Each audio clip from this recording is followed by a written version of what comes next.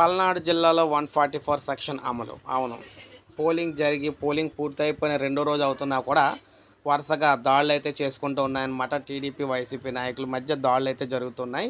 ఈ నేపథ్యంలో పల్నాడు జిల్లాలో 144 సెక్షన్ అయితే పెట్టారు.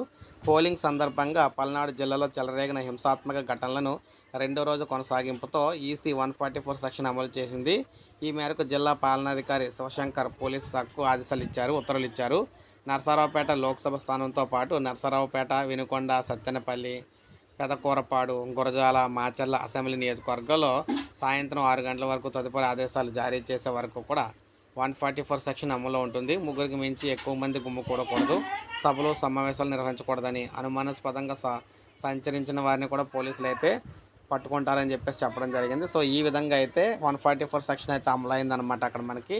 సో మరి ఈ రోజు ఎలా ఉంటుందో చూసి దాన్ని బట్టి కూడా ఇది పొడిగింపు ఉంటుంది. అదేవిధంగా కొత్త ప్రాంతాల్లో ఏ విధంగా ఉంటుందని కూడా ముఖ్యంగా చూసుకున్నట్లయితే ఈ జిల్లాల్లో అయితే ఈ చుట్టుపక్కల జిల్లాల్లో ఇదే విధంగా జరుగుతూ ఉందన్నమాట. సో ఒక లైక్ చేయండి, సబ్స్క్రైబ్ చేసుకోవద్దు మన ఛానల్.